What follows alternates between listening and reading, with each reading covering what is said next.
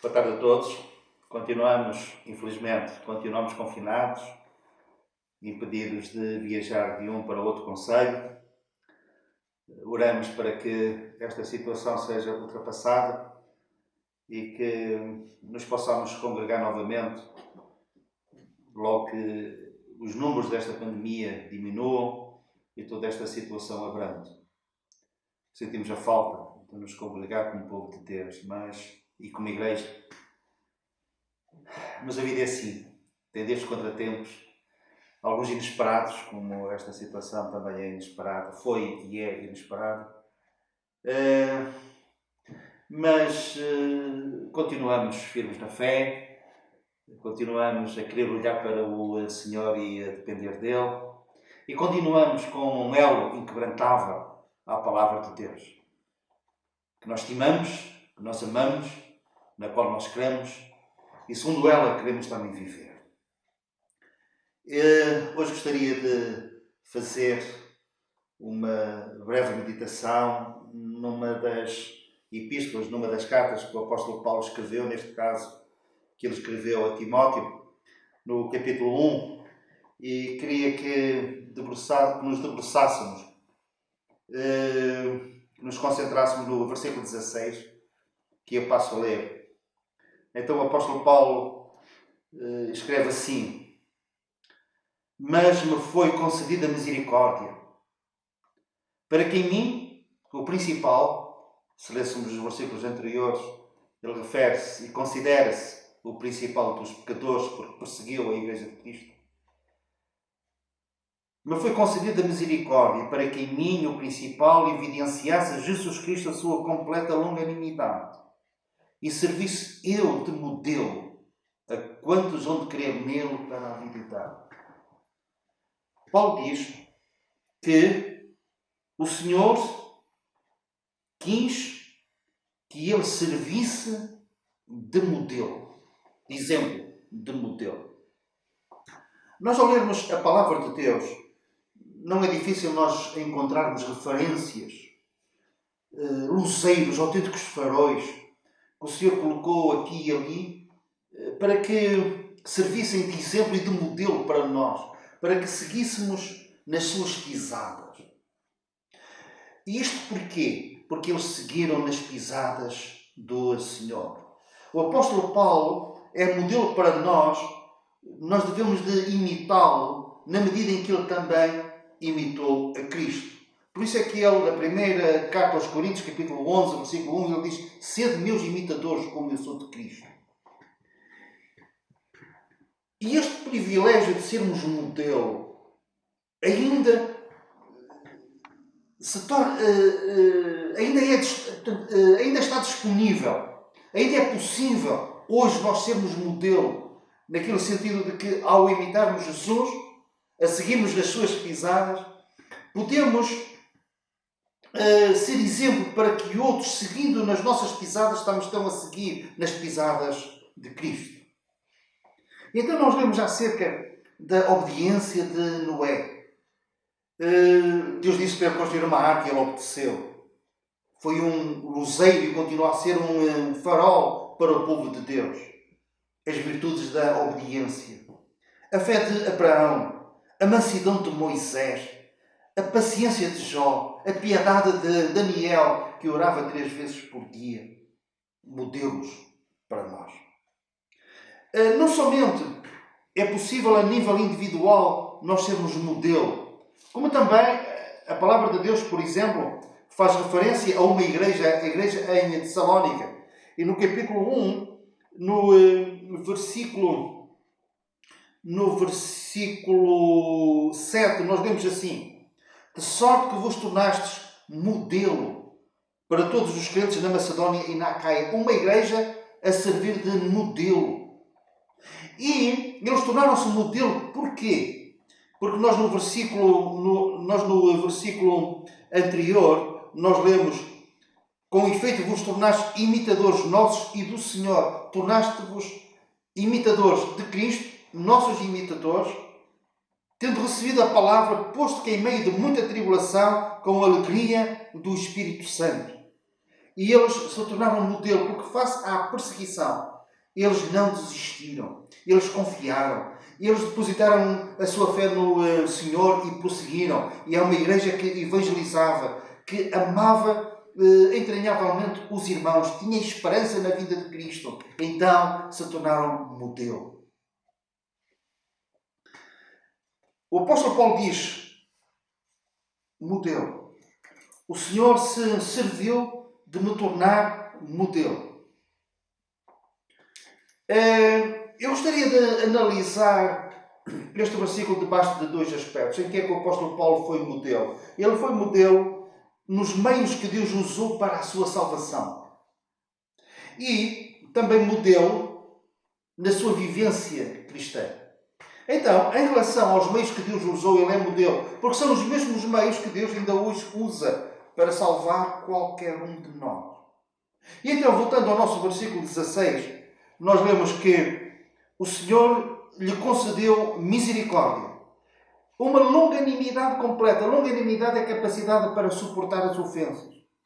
No versículo 14 ele fala que a graça do nosso Senhor transbordou para com ele a fé e o amor de Cristo. Então, a misericórdia, uma longanimidade completa, uma graça que transbordou, fé, amor, foram estes os meios que Deus usou para salvar o apóstolo Paulo. E nisto ele é modelo, porque é a mesma graça que nos salva, que superabunda onde abunda o nosso pecado. É a misericórdia de Deus. É a sua longanimidade para conosco, que apesar das nossas ofensas, ele não ficou malindrado, amargurado em relação a nós, ressentido. Não, ele se disponibilizou para que através de todos estes atributos divinos ele salvasse a nossa alma e nos preparasse para uma eternidade na sua presença. O apóstolo Paulo neste versículo diz que ele era o principal dos pecadores. E isto também é um exemplo, é uma lição, é um modelo. Em que sentido? Se Saulo de Tarso, tendo sido aquilo que foi, pode ser salvo, qualquer pecador pode ser salvo. Você que me está a ouvir e a ver, pode ser salvo. Mediante a grandiosidade da salvação dos meios face à grandiosidade do seu pecado, pelo facto de ele ter perseguido a Igreja de Deus. Aquilo que Jesus lhe disse quando ele caminhava para Damasco para perseguir os que se tinham refugiado fora das fronteiras da nação de Israel, neste caso na Síria, ele ouviu uma voz: Saulo, Saulo, por que me persegues? Aquela voz nunca mais foi esquecida. Aqui e ali, se calhar até diariamente, aquela voz ecoava na sua mente. E ele sentia o peso do seu pecado, mas ao mesmo tempo a libertação e o grande apreço pela graça, pela misericórdia, pela longanimidade, pelo amor de Deus que se manifestou nele. E ele então, no versículo 17, e ele, de uma forma apoteótica, deslumbrante, ele diz assim: ó Rei eterno, imortal, invisível, Deus único, honra e glória pelos séculos dos séculos, porque para comigo, e ele manifestou uma longanimidade completa, uma graça que transbordou, uma misericórdia imensa, e ele me salvou. Sejam quais forem os nossos pecados, ou tenham sido os nossos pecados. Há um versículo em Hebreus, eu sei que era um outro contexto, mas deixar-me aplicá-lo aqui. O nosso Deus é um fogo consumidor. E perante a multidão dos nossos pecados, a graça de Deus, o amor de Deus, a misericórdia de Deus, é como um fogo consumidor que passa pela nossa alma e não reduz os nossos pecados a cinzas, não vai mais longe. Em Hebreus nós lemos que ele, pelo sacrifício de si mesmo, o Senhor Jesus, feito uma vez, não é necessário repetir esse sacrifício, aniquilou para sempre os nossos pecados. Aniquilar significa reduzir a nada. E foi isto que ele fez com Saulo de Tarso. É isto que ele faz com cada um de nós.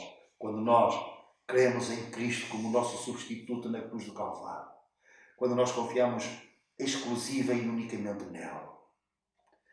Ainda hoje, Jesus pode salvar perfeitamente todo aquele que por ele se chega a Deus e nos torna perfeitos e completos em Cristo. E Paulo, para nós, foi um modelo acerca dos meios que Deus usou para a sua salvação.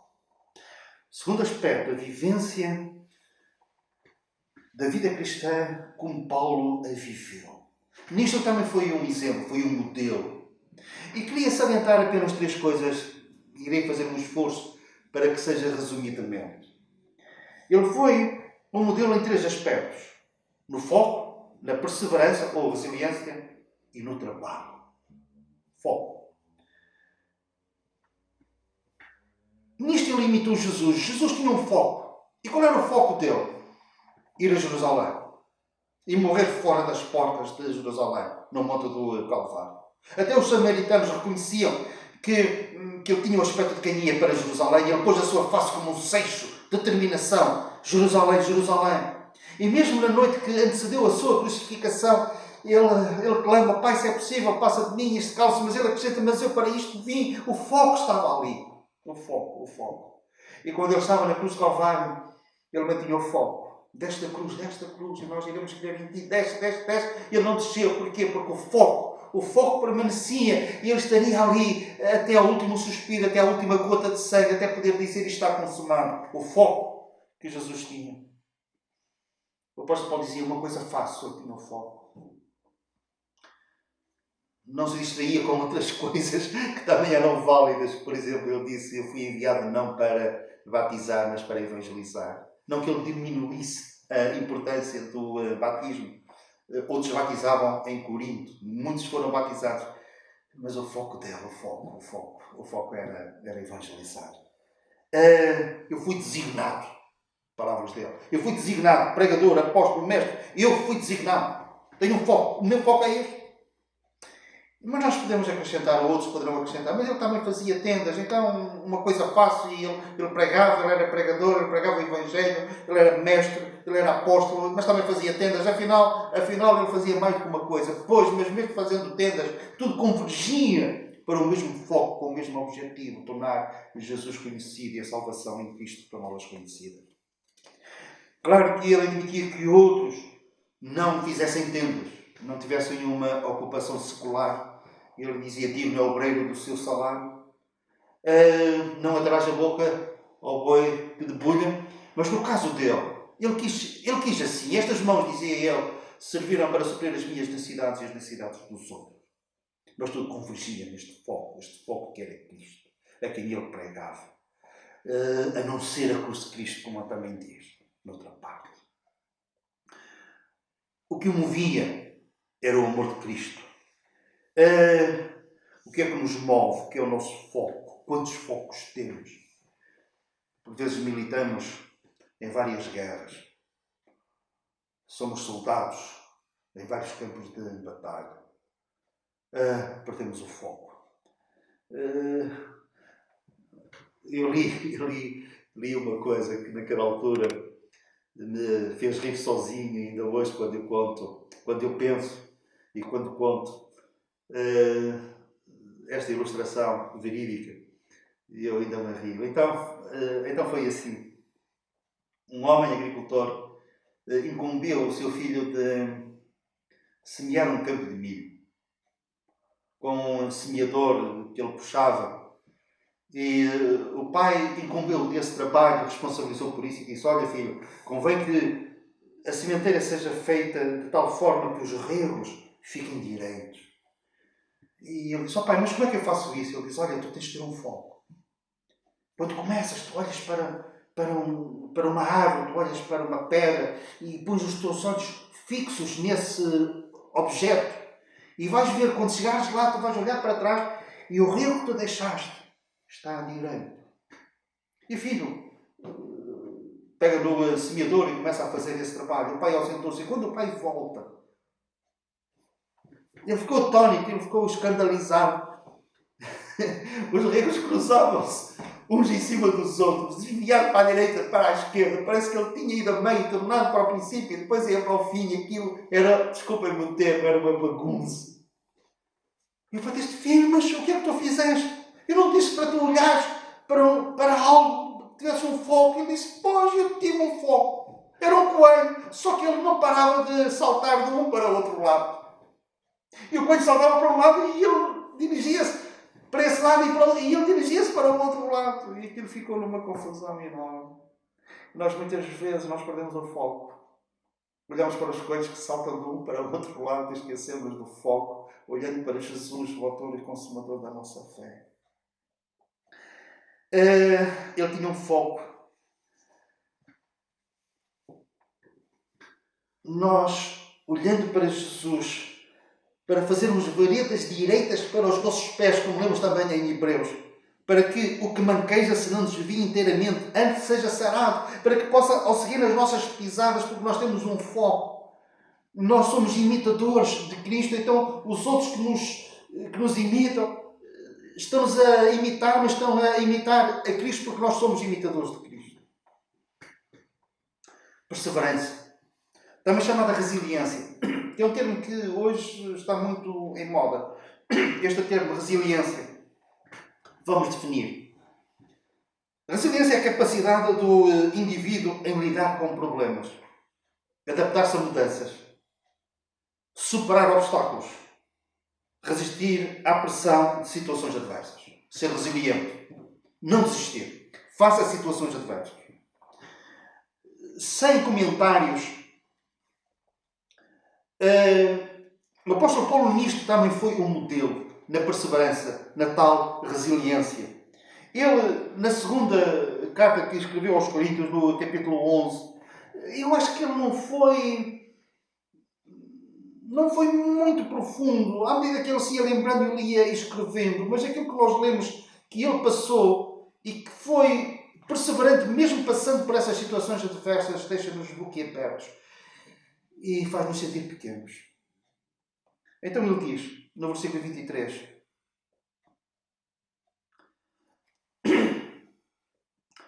em prisões, em açoites, sem medida, em perigos de morte, muitas vezes, 5 vezes recebi dos judeus uma quarentena de açoites menos um.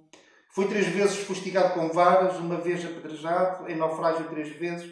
Uma noite e um dia passei na voragem do mar, em jornadas muitas vezes, em perigos de rios, em perigos de salteadores, em perigos entre irmãos, em perigos entre gentios, em perigos na cidade, em perigos no deserto, em perigos no mar, em perigos entre falsos irmãos, em trabalhos, fatigas, vigílias muitas vezes, em fome e sede, em jejuns muitas vezes, em frio e nudez. Além das coisas exteriores, há o que pesa sobre mim diariamente a preocupação com todas as igrejas. E mesmo assim eu não desistiu. Perseverança, resiliência. Jesus disse, no mundo tereis aflições. E o apóstolo Paulo é um modelo em relação a isso também. Nós muitas vezes, face a pequenas coisas que não têm comparação possível, não têm esta dimensão nem algo que se pareça. Às vezes é apenas uma crítica de alguém. E às vezes até uma crítica aligeirada, não intencional. Um prejuízo financeiro insignificante. Alguém que nós pensamos já não nos considera como deveria, está ocupado com outras coisas. E por causa de coisas assim, largam a mão do arado, olham para trás e saem de nós.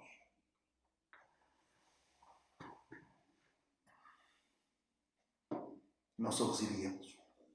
E há 2 coisas, há 2 testes que caracterizam o verdadeiro discípulo de Cristo. A saber, os frutos que nós mostramos. Jesus diz, pelos frutos os conhecereis. Os frutos.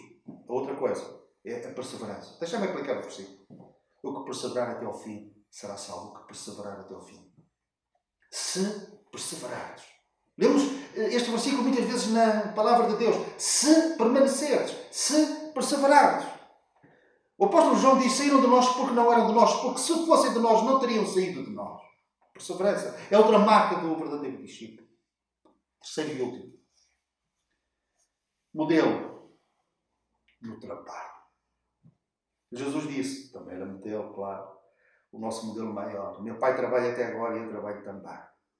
O profeta Isaías profetizou acerca do Senhor Jesus E entre outras coisas disse que ele era um homem de dores e experimentado nos trabalhos. Em trabalhos, o apóstolo Paulo, nesta mesma passagem, diz: vós quereis-vos comparar comigo quanto a trabalhos? Eu em trabalhos muito mais do que vós. Falo como fora de mim, mas é uma realidade, em trabalhos muito mais. Na vida cristã há uma particularidade, há uma característica do verdadeiro discípulo, é trabalhar na obra de Deus. Mesmo no mundo secular, os que têm sucesso em várias áreas, seja na área de desporto, nas artes, nas empresas, todos eles afinam pelo mesmo diapasão, estão de acordo nesta coisa que é comum a todos. E alguns até dizem, o sucesso mede-se assim, 10% de talento, 90% de trabalho. E no campo desportivo nós temos exemplos de desportistas que alcançaram um patamar elevadíssimo. Porquê? Tinham talento, sem dúvida, mas também eram caracterizados e são caracterizados pelo trabalho. O treino acaba, os outros vão-se embora, tomam banho e vão para as suas coisas, e eles não, eles ficam ali no campo e ficam mais meia hora e ficam mais uma hora, e às vezes só deixam o campo de treinos quando as luzes se apagam. E chegam a casa e treinam. Eles têm 90% de trabalho. Empresários são os primeiros, alguns até já com 80 anos ou mais, são os primeiros a chegar às suas empresas e são os últimos. São aqueles que fecham a porta das suas empresas de trabalho. Jesus chamou pessoas com esta característica, com este pormenor que considera importante. Ele chamou muitos quando estavam a trabalhar, uns a cobrar impostos, outros a consertar as redes, outros a pescar no mar. O Senhor chamou pessoas que estavam a trabalhar. Também chamou ociosos, que estavam ociosos. Ele convidou-os para a sua vinha, mas eles não estavam a trabalhar porque não tinham sido assalariados. Mas quando Jesus os convidou para trabalhar, eles largaram tudo e foram trabalhar, mesmo sendo convidados a fazê-lo a horas tardias do dia. Porque é que Paulo trabalhava assim? Por duas razões. A primeira, ele sabia que o seu trabalho não era vão se fosse feito no Senhor. Segunda razão, o Senhor não é injusto para se esquecer do nosso trabalho. Haverá um prémio para os trabalhadores, para os ceifeiros, na lavoura de Deus. Eu às vezes encontro pessoas que se lembram de coisas que eu fiz há 30 anos. E dizem, e você fez isto, e você fez aquilo, e você orou comigo. Não me lembro de nada. Mas eles não se esqueceram daquele trabalho. E o Senhor vai se esquecer do nosso trabalho, da sua obra. Não, Ele não se vai esquecer. Paulo disse, eu sou modelo. Modelo no modo como o Senhor me salvou, os meios que Ele usou para a minha salvação. Uma graça superabundante, uma misericórdia sem fim, uma longanimidade completa, um amor incomparável. E agora eu tenho um foco. Cristo. Perseverança. Face às dificuldades. Trabalho. Oxalá. Que nós chegamos ao fim da nossa carreira cristã, olhamos para trás e olhamos e vemos veredas direitas que nós fizemos pelos nossos pés. E outros estão a seguir nessas veredas. Porque nós somos modelo. O Senhor nos abençoe. Amém.